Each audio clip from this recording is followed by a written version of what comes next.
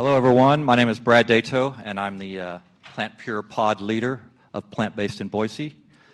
Myself and Dr. Jennifer Shawls co-produced this event. She is the director of St. Luke's Lifestyle Medicine, and as many people here are probably aware of the CHIP program, our participants in that program. So I am a systems analyst for St. Luke's in IT, so this is not my job. I do Plant-Based in Boise on the side. I am a registered health information technician, and I am in the IT department for health information management. So I've learned quite a bit about pathology, and that's kind of part of my story is why I'm here. So just so you know, my views, opinions, thoughts, and my hair do not represent that of St. Luke's Health System. So our speaker lineup today, you've probably seen this already, about 5 minutes each, so we can stay on time. We have Andrew Parrish and Kristen Iris from Plant-Based Treasure Valley, who was one of our biggest cash sponsors. Dr. Shawls from Lifestyle Medicine will be your MC. Dr. Hans Diehl, he is the pioneer of lifestyle medicine and kind of the founder of the Complete Health Improvement Program, or CHIP. We're going to have St. Luke's Food and Nutrition Services to kind of explain some of the things they're doing to go more plant-based. And then, of course, Dr. Greger with How Not to Die for about 45 minutes. And then we'll have a Q&A for about 15 minutes. This slide you can ignore because we have sold out all of the books. And unfortunately, due to Dr. Greger's schedule, we won't be able to have book signing. He has a 6 a.m. flight, and I apologize. He did sign for an hour and a half out front for those of you who are waiting in line, so thank you. So incidentally, here is a photo of one of the meals that I had last week at St. Luke's Meridian. Thanks to Jake for bringing this into the cafeteria. This is a grain bowl, basically vegan. I think there was a little oil in it, but it was very tasty, and this is a far cry from what I saw when I started St. Luke's in 2012, which was a chicken fried steak with gravy and eggs for breakfast. So it's good to see some of the culture change that Dr. Shawls is bringing, and we hope to keep this rolling in the Treasure Valley and for St. Luke's patients and everyone, really. So what is Plant-Based in Boise? So we are part of the Plant Pure Communities, which was a spinoff from Plant Pure Nation, which is a movie you should all see. It's the story of T. Colin Campbell and his son Nelson, who have been through strides to promote plant-based eating. And his book, The China Study, was one of the seminal studies. I haven't read it, but you should read the summary of that because it basically was a game changer. And if you haven't seen that movie, I would recommend that as well. So you can go online and read all about Plant Pure Communities. But my story and why I came here, why I eat a plant-based diet, is because of, first of all, the rising tide of disease. And one of the first videos that I saw that really hooked me was Dr. Greger's Uprooting the Leading Causes of Disease. And if you haven't seen that one from 2012, highly recommend it. So there is a kind of a focus on pharmaceuticals and treating people's symptoms and not getting to the root cause. And we think that a plant-based diet can help with that. And one of the things that the Plant Pure Communities does is stress the importance of the environmental aspects of eating plants and our food system being more sustainable. So why do I eat plant-based? Well, I've been able to lose and maintain my weight now, even through holidays in Texas. And it's been great, even without working out in the winter because it's such a challenge. I have more energy, I feel better, and I get sick less. So our campaigns that we have, coalitions, programs, initiatives, we have a restaurant campaign where if you are a restaurant and have one meal that's whole food plant-based, that's oil-free, then you can get one of the Plant Pure certificates to brag about, basically. There is quite a few restaurants now in the Treasure Valley, and we're really proud of them. There's an Oasis Jumpstart program for food deserts, if you will, where there aren't good food choices. There's a Nutrition Climate Coalition. Dr. Clapper is leading Moving Medicine Forward, so the fact that we're here in a med school is kind of an indication of where this is heading.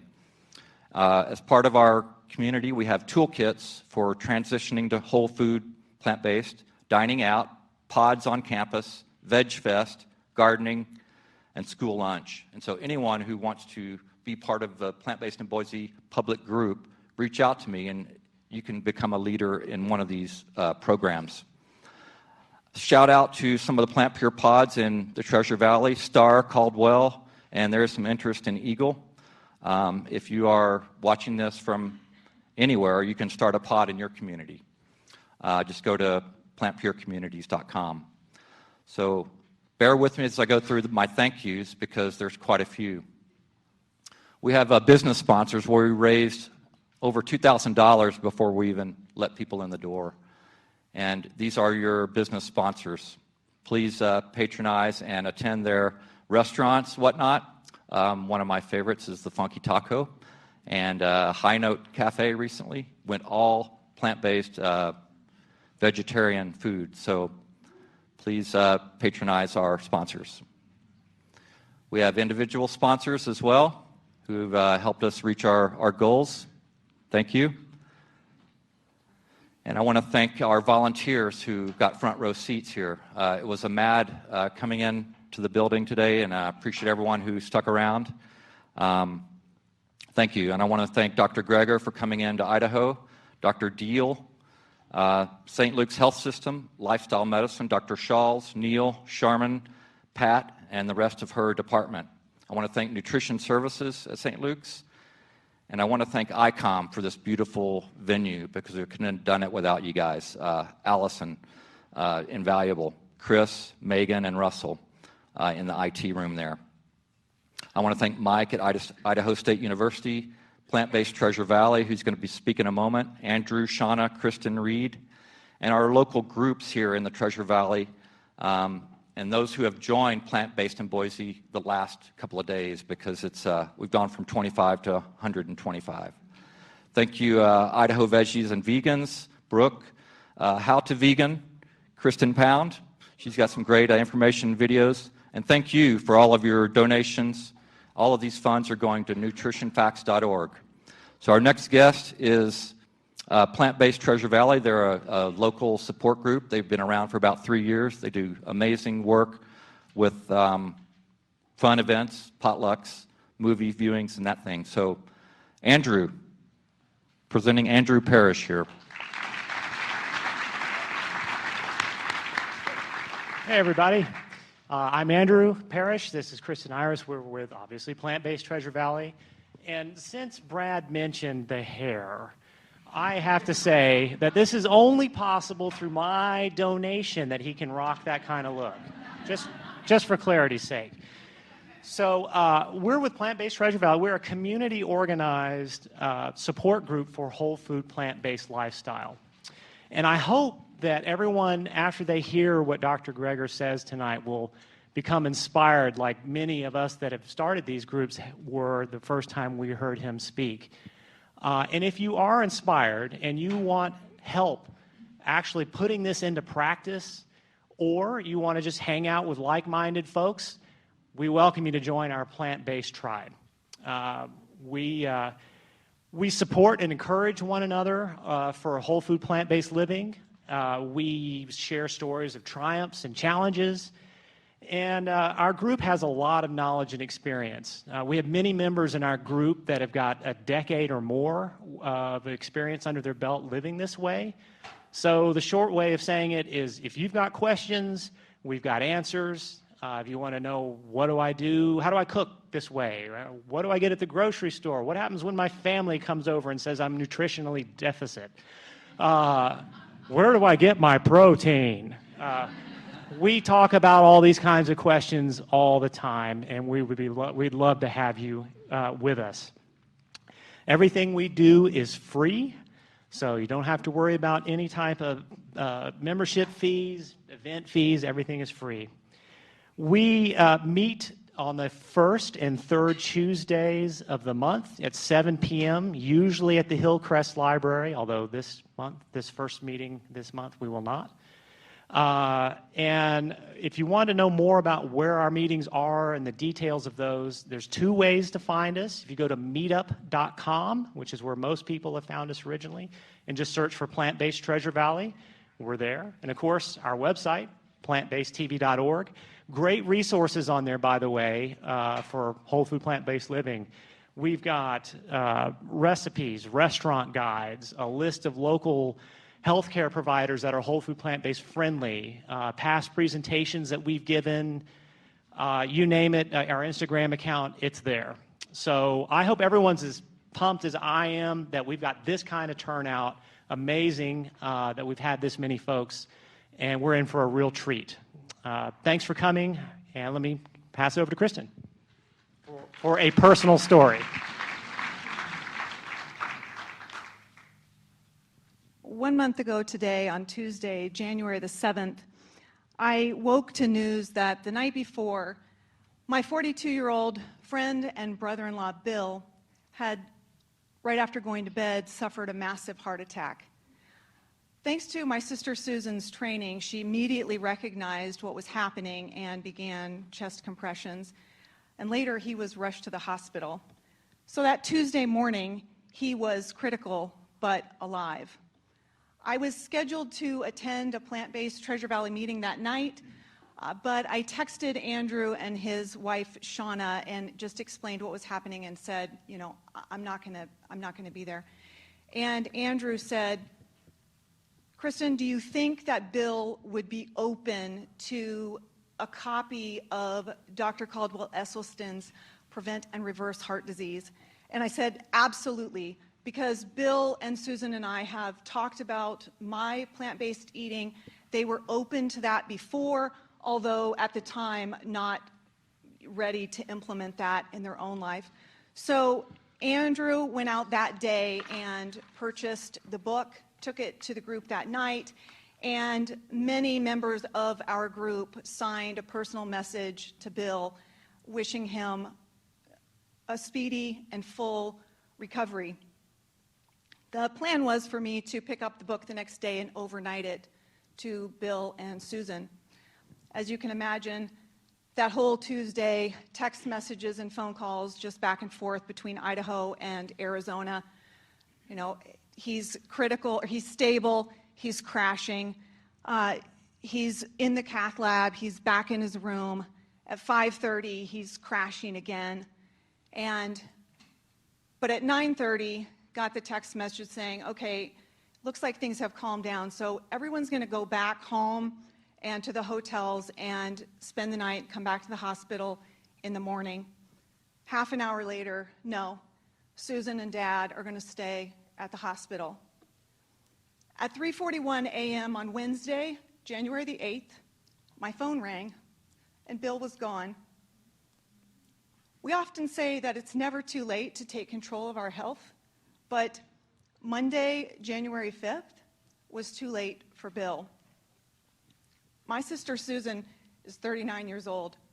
She's a widow. My 13-year-old nephew and my 11-year-old niece have no father. No matter how old you are or what your perceived level of health or how long you think you have, this may be your Sunday night, January 5th, and How Not to Die may be your book.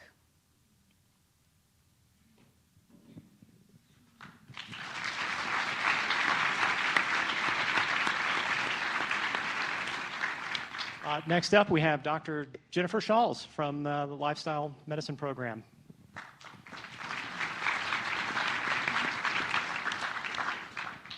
Thank you so much for that, for sharing that story. It's so impactful, I'm sure, on everyone here. Thank you. So we are thrilled thrilled to be co-sponsoring this event. And thank you very much to ICOM and Dr. Wilson. They donated this space for us, which is amazing. And really, it's the biggest space that we could find in this area. So we are thrilled. Thank you so much.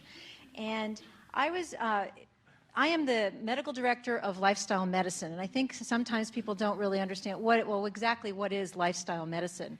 And it's an emerging subspecialty, but it's also a movement. And it's a movement to help all of those of us who are providers to learn and become skilled at using lifestyle therapeutics to help people either prevent, treat, or reverse their chronic disease. And this is information that we didn't learn in our medical school training, and this is information that we didn't learn in residency or fellowship. And we're thrilled that there's medical students that are watching this tonight. There are physician assistant students that are in Pocatello that are watching this tonight. And it really isn't just a coincidence that they're watching it. We're really hoping for a sea change. We're hoping for a change in medical education and training. And in fact, Sorry, Jen. okay, that's okay. Here's your clicker. Oh, I have a clicker. Sorry, I'm nervous. And in fact, we're actually going to be having medical students from this medical school as well as University of Washington starting to rotate with us in lifestyle medicine at St. Luke's starting in the fall, and we're very excited about it. All of the providers at St. Luke's in lifestyle medicine are clinically trained and board certified by the American Board of Lifestyle Medicine, and there is an American College of Lifestyle Medicine founded 15 years ago that has as its mission that there will be a world where lifestyle medicine is the foundation of a transformed and sustainable healthcare system. With this epidemic of disease and all of its associated costs that we're experiencing right now, I don't think any one of us has been hearing about this being sustainable for decades to come. So we're part of this change.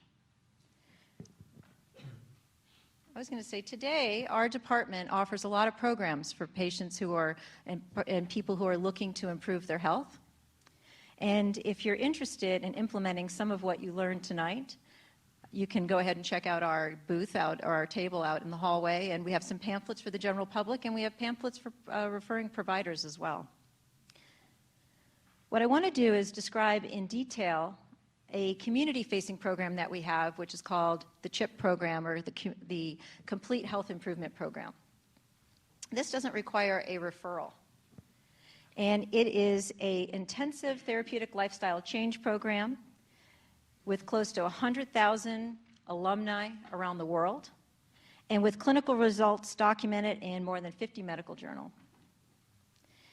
Well, 50 medical journal articles anyway. It is for anyone who wants to improve their health. And we started teaching this program here in the Treasure Valley and then beyond to the entire, to many of the communities that St. Luke serves in February 2017, and we have had about 800 participants. And it's been very well received. And I wanted to show you some of the metrics. This is a 12-week educational program, and yet see the power of that. There's significant improvements in weight loss, waist circumference, blood pressure, bad cholesterol, and there's a trending significance with hemoglobin A1C, which represents blood sugar management. But when we actually take out the pre-diabetics and the diabetics, you can see that now there's much greater change and it reaches significance. And not only that, the triglycerides, which are also part of the cholesterol panel that can, high triglycerides can contribute to cardiovascular disease, also improves significantly in diabetics. Pretty powerful for a 12-week educational program. And I would encourage anyone interested to check it out. So it gives me much pleasure to introduce the founder of the Complete Health Improvement Program, who's here with us tonight. His work has impacted tens of thousands of people across the world. His books have been published in 37 languages with more than 2 million copies in circulation, and he is a clinical professor of preventative medicine at the School of Medicine of Loma Linda University. Please welcome me. Please welcome me. Please join me in welcoming Dr. Hans Diehl.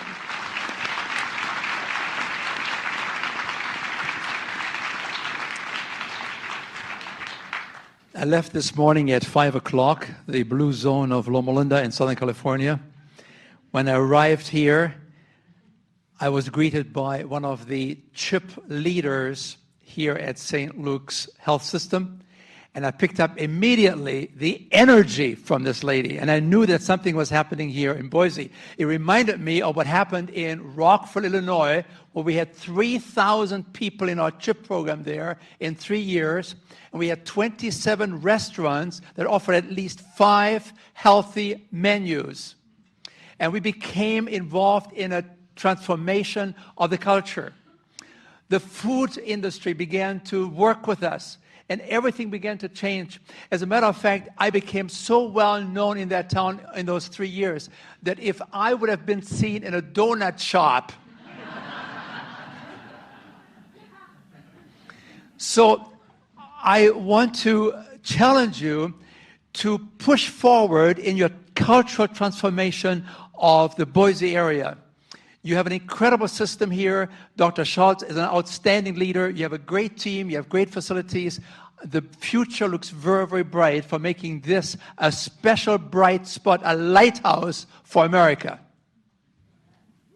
Yeah.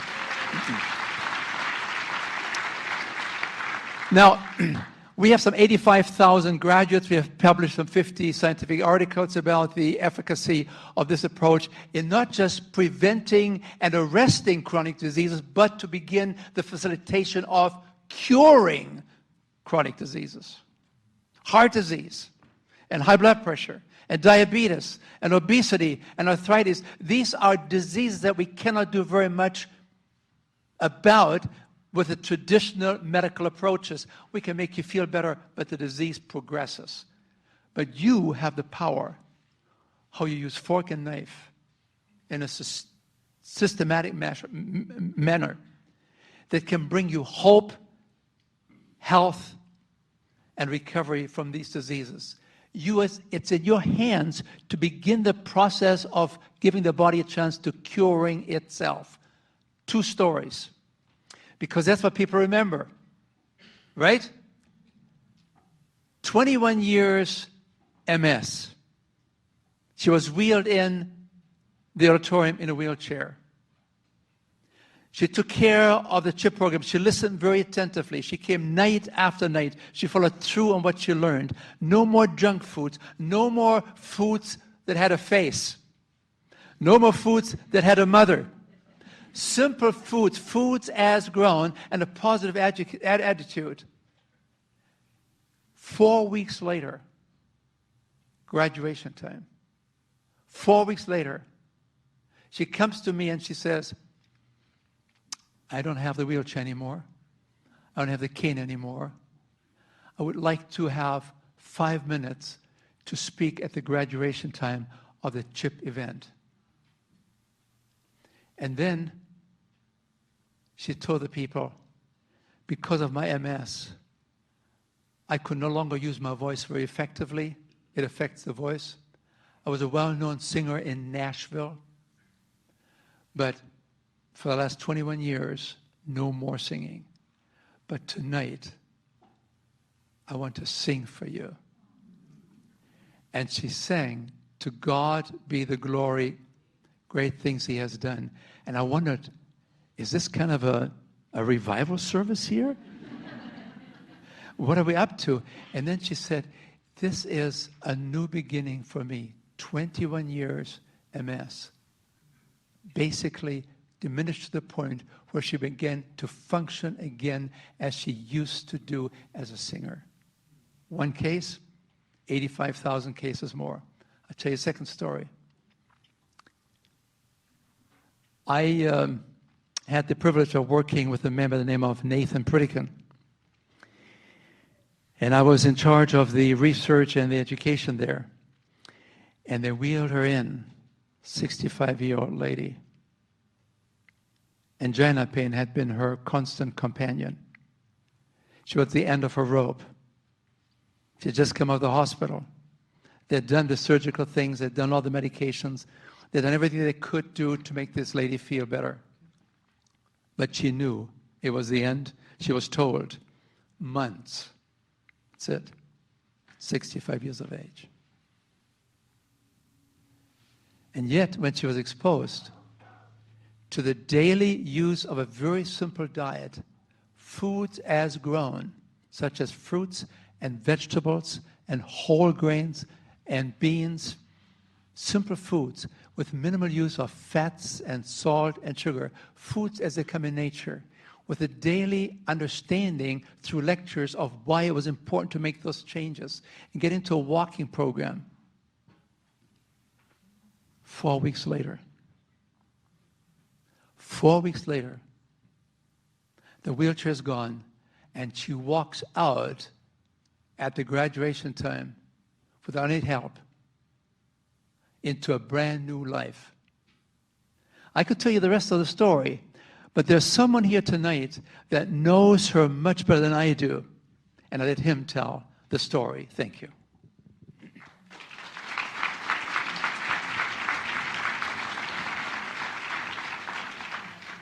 Thank you, Dr. Deal. So I would now like to introduce my colleagues from St. Luke's Food and Nutrition Services. They have been great collaborators with Lifestyle Medicine at St. Luke's, and they actually make the chip meals that we serve during our classes. So if anyone's interested in chip, know that you actually get food, if that's going to be something that helps you get there. These individuals are change makers in a world where hospitals across the country still have fast food restaurants in their cafeterias. Okay? So I would like to introduce Trina Lewis, Kaylee Ketchum, and Jake Bauman. Thanks, Dr. Schall. Super excited to be here tonight. So like Dr. Schall said, I'm Trina Lewis, and I'm the Director of Food and Nutrition. And, oh yeah, will you click for me? That's better. I've got to hold a microphone and talk. Click one more. There it is. Wow, it's even got like fun stuff. Okay, so we have actually 11 different hospital locations throughout the health system, and we span up from Nampa all the way over to Ketchum and down into Twin Falls. And at each of those locations, we have a commitment to wellness. Jake's going to talk a little bit about that in our retail operations a little bit later. But I'm really excited to talk about our culinary team, and they are experts. So we not only have certified executive chefs, we have certified sous chefs, we have certified pastry chefs in almost all of our hospital locations, and that's pretty cool. So we also partner with the American Culinary Federation, and they are one of the largest, or actually they are the largest professional organization for chefs in North America. And because of them, we are able to offer a pathway for our team members to obtain certifications in their area of specialties. Okay, go ahead and click for me. See, he's great. Okay. Yeah, he just listens to me, I think. So one of the, we do a lot of community outreach, but there's one that's really near and dear to my heart, and that's our Family Fun Night. And these are some pictures. Look at that cute little kid there, right? I think that's our future Bobby Flay or something. We actually invite families in our community to come down to our hospitals, and they get to play chef for a night. So these little kids get to put chef hats on and put little chef aprons on, and they get to make healthy pizzas. And let me tell you, the fruits and veggies on these pizzas, I don't think these kids have ever had as many on their pizza in their life. So it was a lot of fun to see. And then our clinical team talks a little bit about healthy eating and how they can incorporate that in their daily lives. And our wellness team then takes the families and does a little 1-mile walk around the hospital. And they implement some little calisthenics to get their heart rate up. And all in all, it's been super successful. We expanded to 4 different hospitals this last year, and because of how much we got such great feedback, we're expanding that also to more of our locations this year. So it's my pleasure to introduce Jake Bauman, and he is our chef over at St. Luke's Plaza, and he's been really instrumental in bringing a lot of the healthy alternative items into our health system. Jake? Well, thank you, Trina. Yeah. Be my clicker. So like she said, I'm Jake. Oh, that was too much. Oh, never mind. Never mind. Okay, so as you can see, we offer quite a bit of stuff. We have had a unique opportunity by getting a lot of requests for alternative style diets. specifically, probably most recently in the last couple years, the whole food plant-based diet, which is close to my heart because it's how we, for the most part, eat at my house. So I get to play at home, and my lovely wife gets to try all my weird experimentations, namely the chia seed pudding. So that one is one that I have fun with, and I kind of like to think that I coined the recipe on that. So that's a pretty fun one. We've got jackfruit cakes in the place of crab cakes. We play with things like hearts of palm tacos. The top right, it's just shredded hearts of palm, and it's my claim to fame. Jackfruit is already popular, but I'm going to popularize hearts of palm. So anyways, that's kind of some of the stuff that we do in our retail areas. I have made it a mission, we have all made it a mission to offer a plethora of whole food plant-based options within our retail. We're doing a lot with the healthcare side of it as well, but even just for the customers, I want at our locations to have plant-based options at every station, if you will, so that it's available. Next slide, please. So there's some pictures of us doing cooking classes, kind of some of the community outreach that Trina talked about. Am I holding this close enough? I talk really loud, so I echo to myself. Top left over here is chip classes. Chip people, raise your hands. Yay, you're all awesome. Yay, look at all you guys. That's amazing. So I know I recognize a lot of you. I've seen a lot of you at some of the classes. But that's my lovely baker in the middle. She's amazing. Yeah, she came from Google in California. Anyways, so yeah, it's been a lot of fun. We offer all nutritional analysis on all of our food in our retail areas. We're really pushing for kind of a plant-based nation. And with that, I'm going to introduce our food nutrition dietitian. She is the master of all things healthcare on the nutrition side. This is Kaylee Ketchum.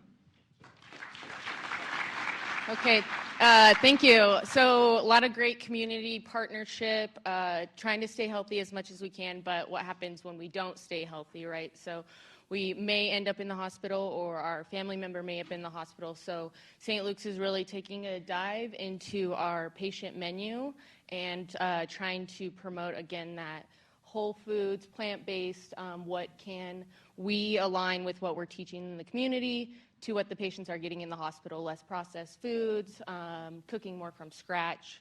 And then our clinical team is coming in and teaching those things as well. So just kind of overview on the slides there. I won't go into too much detail so we can get to the main speaker here, but and that's it, I guess.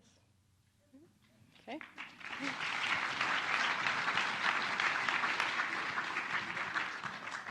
Thank you. They have a great opportunity to influence our community, don't you think? A health system, having great hospital food, healthy food. So I am now honored to present our keynote speaker. We use the powerful evidence-based education and behavior change tools that he's created in our daily work at St. Luke's Lifestyle Medicine, and we have found them to be life-changing for our patients. A founding member and fellow of the American College of Lifestyle Medicine, Michael Greger is a physician, New York Times bestselling author, and internationally recognized speaker on nutrition, food safety, and public health issues. He has lectured at the Conference on World Affairs, testified before Congress, and was invited as an expert witness in defense of Oprah Winfrey in the infamous meat defamation trial. In 2017, Dr. Greger was honored with the American College of Lifestyle Medicine Trailblazer Award. He is a graduate of the Cornell University School of Agriculture and the Tufts University School of Medicine, which just happens to be also my alma mater, great nutrition school. His book, How Not to Die, became an instant New York Times bestseller, and his latest book, How Not to Diet, is projected to do the same. He has videos on more than 2,000 health topics, freely available at nutritionfacts.org, with new videos and articles uploaded every day. Proceeds that he receives from his books, DVDs, and speaking engagements, including tonight, are all donated to charity.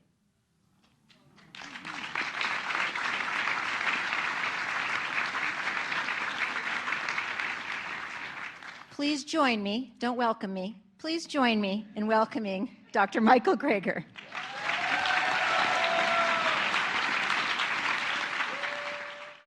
Allow me to begin on a personal note. This is a picture of me taken around the time that my grandmother was diagnosed with end-stage heart disease and sent home to die. As Hans explained, she already had so many bypass surgeries, she basically ran out of plumbing at some point, confined in a wheelchair, crushing chest pain. Her life was over at age 65. Then she heard about this guy, Nathan Pritikin, one of our early lifestyle medicine pioneers. What happened next is actually detailed in Pritikin's biography. My grandma was one of the death's door people. Frances Greger, my grandmother, arrived at one of Pritikin's early sessions in a wheelchair. Mrs. Greger had heart disease, angina, claudication. Her condition so bad she could no longer walk without great pain in her chest and legs. Within 3 weeks, though, she was not only out of her wheelchair, she was walking 10 miles a day. Here's a picture of my grandma at her grandson's wedding 15 years after doctors had abandoned her to die. She was given a medical death sentence at age 65, but thanks to a healthy diet, was able to enjoy another 31 years on this planet until age 96.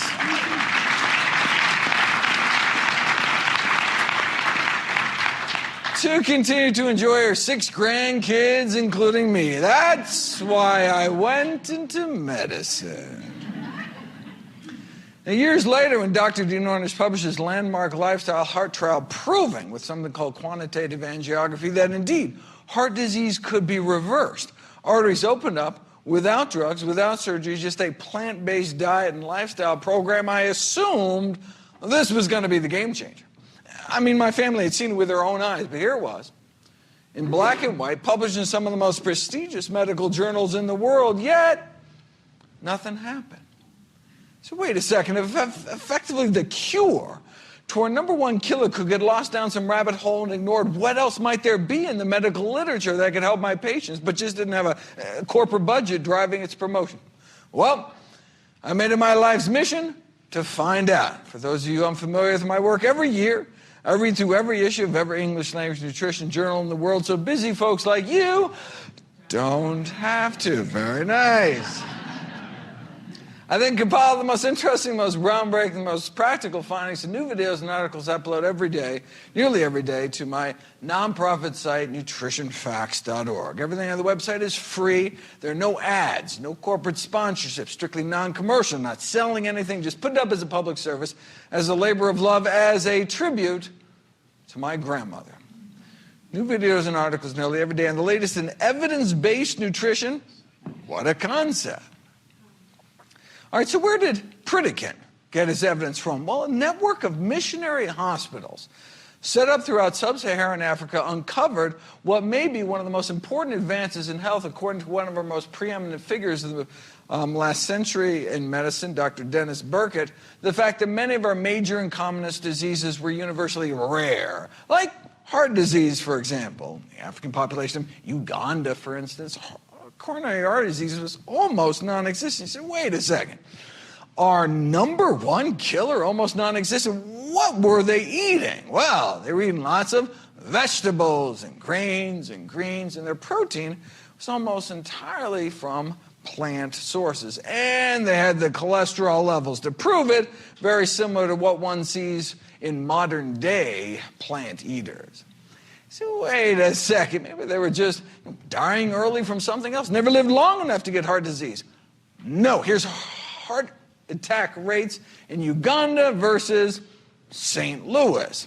Out of 632 autopsies in Uganda, only 1 myocardial infarction. Out of 632 age and gender matched autopsies in Missouri, 136 myocardial infarctions, more than 100 times the rate of our leading killer. In fact, they were so blown away, went back, did another 800 autopsies in Uganda, still just that one small healed infarct, meaning it wasn't even the cause of death, out of 1,427 patients, less than 1 in 1,000, whereas here, heart disease is an epidemic.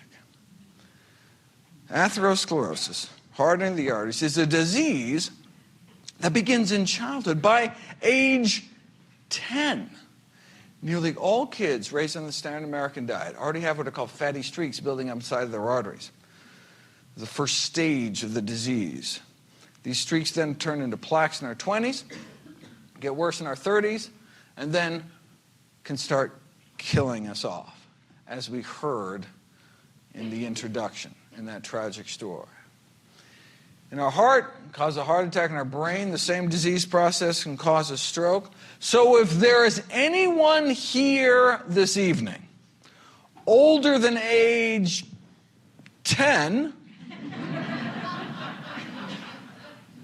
then the question's not whether or not to eat healthy to prevent heart disease. It's whether you want to reverse the heart disease you likely already have, whether you know it or not. But is that even possible? You know, researchers took people with heart disease, put them on the kind of plant-based diet followed by populations that do not get epidemic heart disease. Their hope was, hey, maybe we could slow the disease down a little bit, maybe even stop it. But instead, something miraculous happened. As soon as people stopped eating artery clogging dyes, their bodies were able to start dissolving some of that plaque away, opening up arteries without drugs, without surgery, suggesting their bodies wanted to be healthy all along, but were just never given the chance. That remarkable improvement to the heart muscle itself, improvement in blood flow, was after just 3 weeks of plant-based nutrition. Let me share with you what's been called the best-kept secret in medicine. The best-kept secret in medicine is that sometimes under the right conditions, the body can actually heal itself. You know, if you whack your shin really hard on a coffee table, you can get all red-hot, painful, swollen, inflamed, but will heal naturally if you just stand back and let your body work its magic. Right? But what if you whack your shin in the same place day after day? In fact, 3 times a day, breakfast, lunch, and dinner.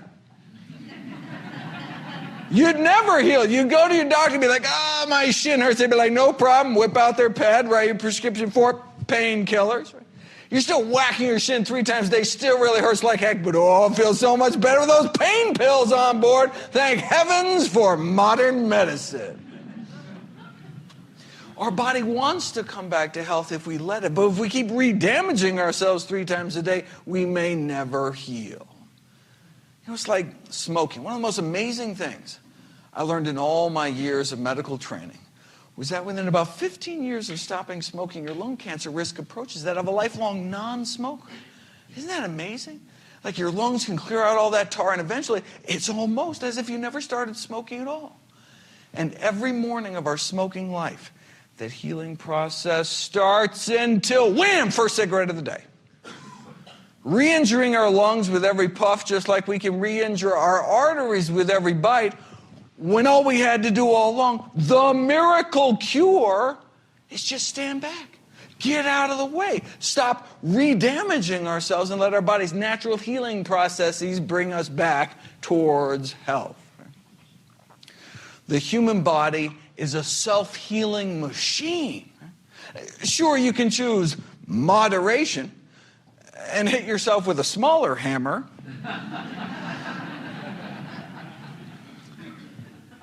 But why beat yourself up at all? This is nothing new. American Heart Journal, 1977, cases like Mr. F.W. here, heart disease so bad, couldn't even make it to the mailbox, started eating healthier. A few months later, he was climbing mountains, no pain. All right, that's pretty good. Now, there are these fancy new classes of anti-angina drugs on the market now. Cost thousands of dollars a year. But hey, at the highest dose, may be able to extend exercise duration as long as 33.5 seconds. Doesn't look like those going the drug route are going to be climbing mountains anytime soon. See, plant-based diets aren't just safer and cheaper, they can work better because you're treating the underlying cause of the disease. Now, normally at this point, move on to cancer, talk about the role diet may play in preventing, arresting, reversing each of our top 15 killers. I want to take advantage of the time we have today, though, face-to-face to answer a lot of questions, so I'm just going to skip through to a few of these. But in a certain sense, like, what more do we need to know? There's only one diet ever been proven to reverse heart disease in the majority of patients, a plant-based diet. Right? So anytime someone tries to sell you on some new diet, do me a favor. Ask them one simple question. Well, wait a second. Has this diet been proven to reverse heart disease? You know, the number one reason me and all my loved ones will die? If the answer is no, why would you even consider it? Right? If that's all a plant-based diet can do, reverse the number one killer of men and women, shouldn't that kind of be the default diet until proven otherwise? And the fact that it can also be so effective in preventing, arresting, reversing other leading killers like type 2 diabetes and high blood pressure would seem to make the case for plant-based eating simply overwhelming. Let me touch on those two diseases really quick. So diabetes, for example, we've known since the 1930s that you take a small group of diabetics, put them on a plant-based diet, and over a period of 5 years, a quarter of them, 5 years later, were off all their insulin altogether. But yeah, plant-based diets tend to be relatively low-calorie diets. I mean, maybe they just got better because they lost so much weight. I mean, to tease that out, what you'd have to do is put people on a plant-based diet, but force them to eat so much food that they don't lose any weight. Then we could see if there's some unique benefits to plant-based eating beyond just all the easy weight loss. Well, we'd have to wait 44 years, but here it is. Subjects were weighed every day, and if they started to lose weight, they were made to eat more food. In fact, so much more food, some of the participants had problems eating it all. They're like, oh, not another salad. Ugh. But eventually they adapted. So no weight loss despite restricting meat, eggs, dairy, and junk. Okay, so with zero weight loss, I mean, was there any benefit to their diabetes? Well, insulin needs were cut 60% across the board. Half the diabetics ended off all their insulin altogether. Wow. How many years did that take? No. 16 days. 16 days later. We're talking diabetics who've had diabetes for as long as 20 years, injecting 20 units of insulin a day, then 13 days later on none. Diabetes for 20 years, then off all insulin in less than 2 weeks. Diabetes for 20 years because no one had told them about a plant-based diet. For decades, they were 13 days away at any time from being free. Here's participant number 15, 32 units of insulin on the controlled diet, then 18 days later on none. Lower blood sugars on 32 units less insulin. That's the power of plants. And remember, this was with zero weight loss. His body just started working that much better when provided with the proper fuel, foods as grown. And hey, what about the side effects? Oh, how about cholesterol's dropping like a rock to under 150 on average, again in just a few weeks' time, right? Making them effectively kind of heart attack proof at the same time as just a little bonus, right?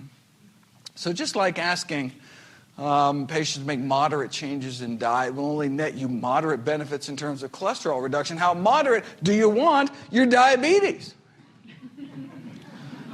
Everything in moderation may be a truer statement than many people realize. Right? Asking our diabetic patients to make moderate changes in diet can leave them with moderate blindness, moderate kidney failure, right? Moderate amputation, maybe just a few toes or something. Moderation in all things is not necessarily a good thing. There was a famous study published in a journal called Cell Metabolism, which purported to show that diets high in meat, eggs, and dairy could be harmful to health as smoking, suggesting that those in middle age who eat lots of animal protein 4 times as likely to die from cancer or diabetes. But if you look at the actual study, you'll see that's simply not true. Those eating lots of animal protein in middle age didn't have 4 times the risk of dying from diabetes. They had 73 times the risk of dying from diabetes. Now, those that chose moderation, only eating a moderate amount of animal protein, they just had 23 times the risk of death from diabetes. the academic institution where the study was done, sent out a press release with a memorable opening line. That chicken wing you're eating could be as deadly as a cigarette. Explaining, look, quadrupling one's risk of dying from cancer. I mean, look, that's comparable to smoking, right? So what was the response in the scientific community to this revelation that diets high in meat, eggs, and dairy could be harmful to health or smoking? Well, one scientist said it was potentially dangerous to tell people about the study. Why? Well, hey, because a smoker might think, hey, why bother quitting smoking? My ham and cheese sandwich is just as bad for me. So let's not tell anyone about this whole meat and dairy. Shh.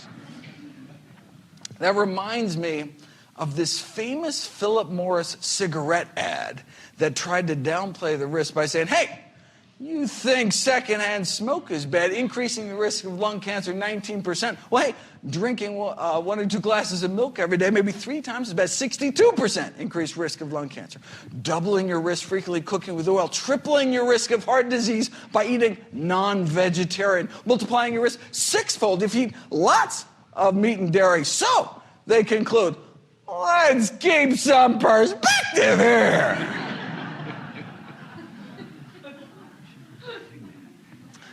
The risk from secondhand smoke may be well below that of other everyday activities, so breathe deep. You know, that's like saying, yeah, don't worry about getting stabbed, because getting shot, so much worse. How about neither, right? 2 risks don't make a right. Of course, you'll know Philip Morris stopped throwing dairy under the bus once they purchased Kraft Foods. Just saying. All right, let me skip on down to high blood pressure. We are talking about 78 million Americans affected. That's about 1 in 3 American adults. And as we get older, our pressures get higher and higher, such that by age 60, the majority of us have high blood pressure. Wait a second. Maybe if most of us have hypertension, we get old, maybe less a disease and more just a natural, inevitable consequence of aging.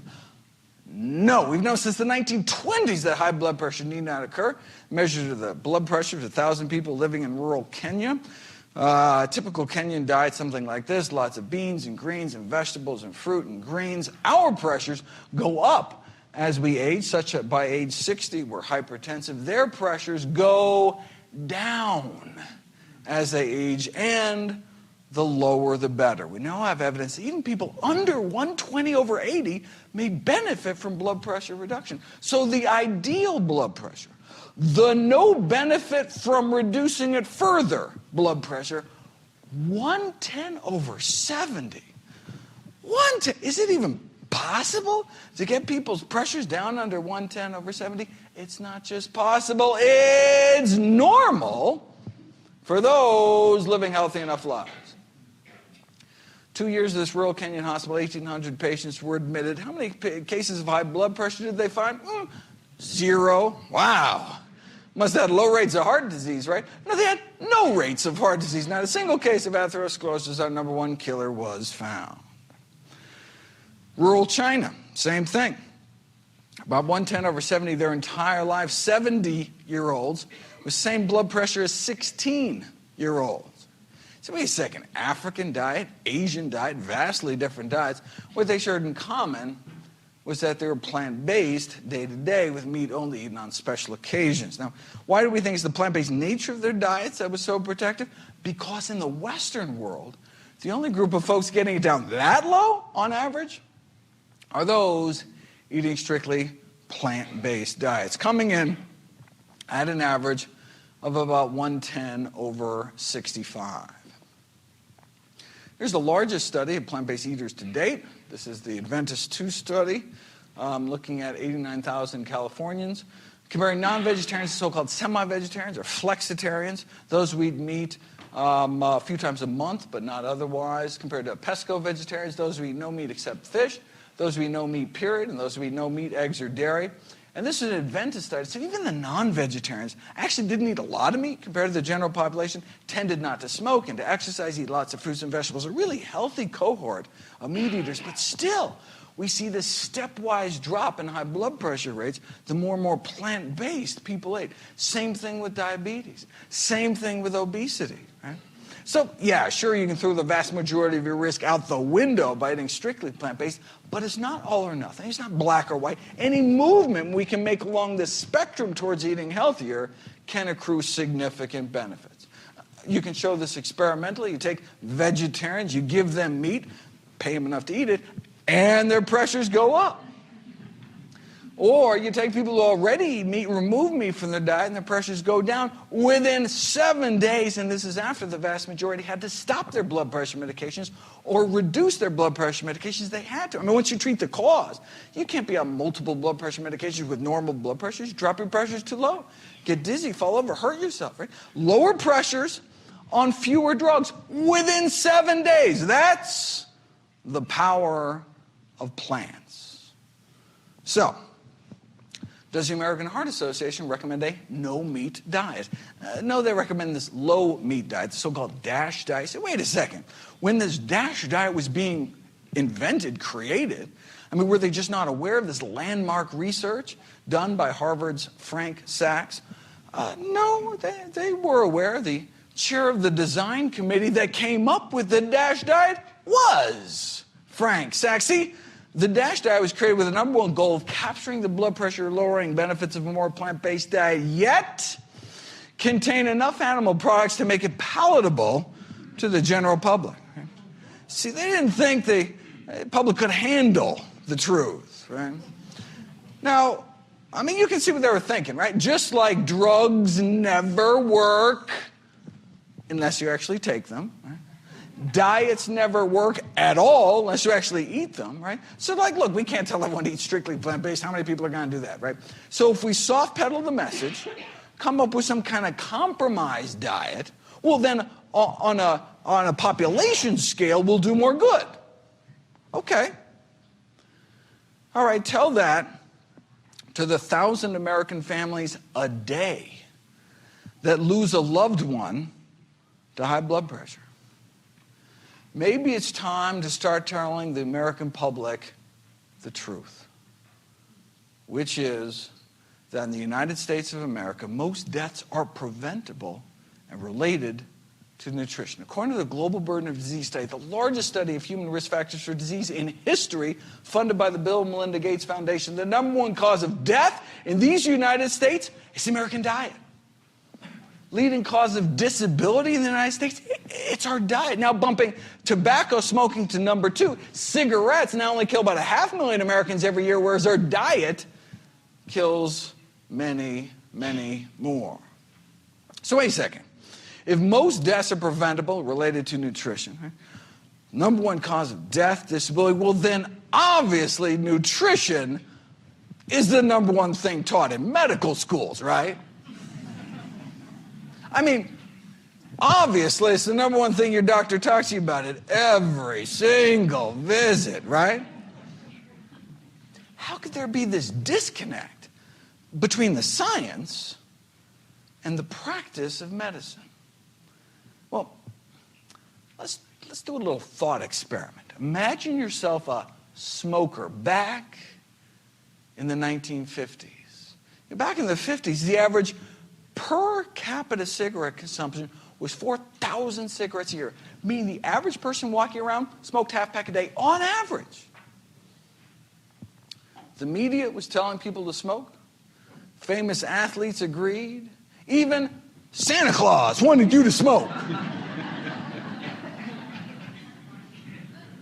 I mean, look, you want to keep fit, stay slender, so you make sure to smoke. You eat lots of hot dogs to stay trim, and lots of sugar to stay slim and trim. A lot better than that apple there. I mean, sheesh, right?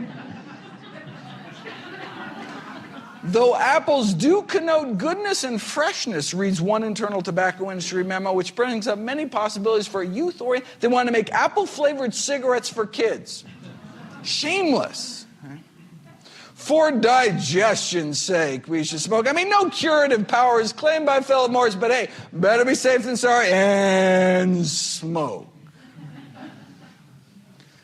Blow in her face and she'll follow you anywhere.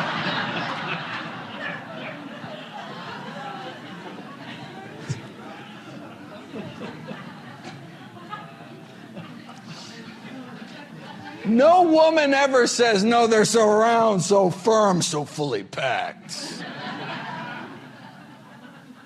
I mean, after all, John Wayne smoked them until he got lung cancer and died.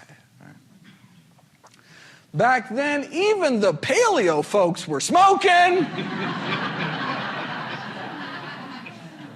And so were the doctors. Now, this is not to say there wasn't controversy within the medical profession. Sure, you know, some doctors smoked Camels, but others preferred Luckies. There was a little disagreement there. The leader of the U.S. Senate agreed. Who wouldn't want to give their throat a vacation? Not a single case of throat irritation. How could there be when cigarettes are just as pure as the water you drink? Maybe over in Flint, Michigan. But don't worry. If your throat does get a little irritated, your doctor can just write you a prescription for cigarettes. This is in the Journal of the American Medical Association. So when the AMA is on record saying smoking on balance is good for you, not just neutral, but good for you, where could you turn back then if you just wanted the science? What's the new data advanced by science? Well, she was too tired for fun, and then she smoked a Camel.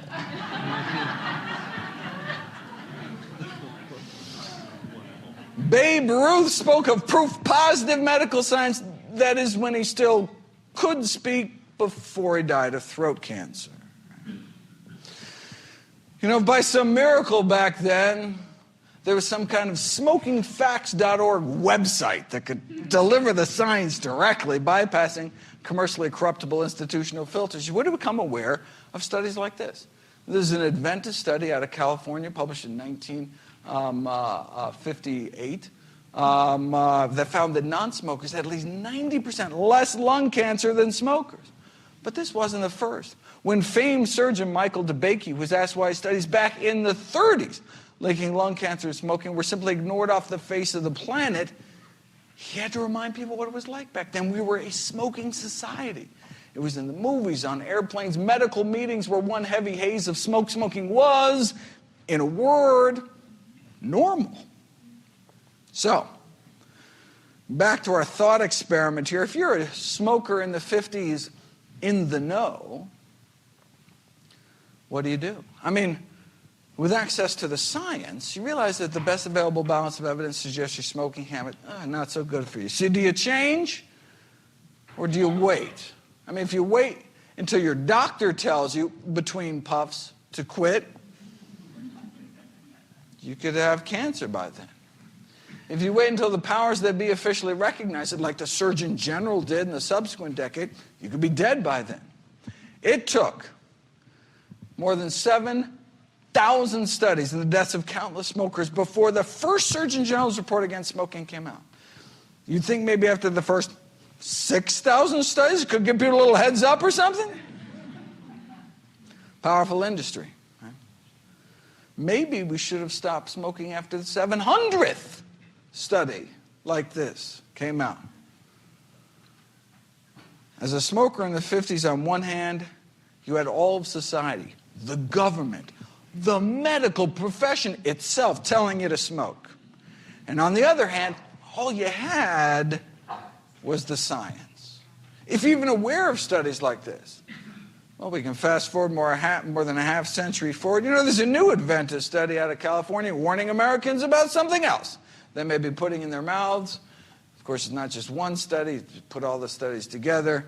Deaths from all causes put together. Many of our dreaded diseases significantly lower among those eating more plant-based. So, instead of someone going along with America's smoking habits in the 50s, imagine you or someone you know going along with America's eating habits today. What do? I mean, with access to the science, you realize that the best available balance of evidence suggests your eating habits not so good. So, do you change or do you wait? I mean, if you wait until your doctor tells you between bites to change, it could be too late. In fact, even after the Surgeon General's report came out, the American Medical Association went on record officially refusing to endorse it. Why? Could it have been because they were just handed a $10 million check from the tobacco industry? Maybe. Okay, so we can see why the AMA was sucking up to the tobacco industry, but why weren't more individual doctors speaking up? There were a few, ahead of their time, speaking up against industries killing millions, but why not more? Maybe it's because the majority of physicians themselves smoke cigarettes. Just like the majority of physicians today continue to eat foods that are contributing to our epidemics of dietary disease. What was the AMA's rallying cry back then? Everything in moderation. Extensive scientific studies have proven smoking in moderation. Oh, that's fine. Sound familiar? The food industry uses those same tobacco industry tactics, twisting the science, misinformation. The same scientists for hire paid to downplay the risks of cigarettes and toxic chemicals are the same paid for by the National Confectioners Association to downplay the risks of candy, and the same paid for by the meat industry to downplay the risks of meat. Whereas animal products and processed foods may be now wiping out 14 million people every year around the world. So those of us in this room involved in this evidence-based nutrition revolution, we're talking about 14 million lives in the balance. Right? So, plant-based eating could be considered kind of the nutritional equivalent of stopping smoking. But how long do we have to wait before the CDC says, don't wait for open heart surgery before starting to eat healthier as well? Until the system changes, we need to take personal responsibility for our own health, for our family's health. We can't wait till society catches up to the science again, because it's a matter of life and death. When Dr. Kim Williams became president of the American College of Cardiology, he was asked in an interview why he himself follows the same diet he recommends to all his patients, a strictly plant-based diet. I don't mind dying, Dr. Williams replied. I just don't want it to be my own fault. Thank you so much.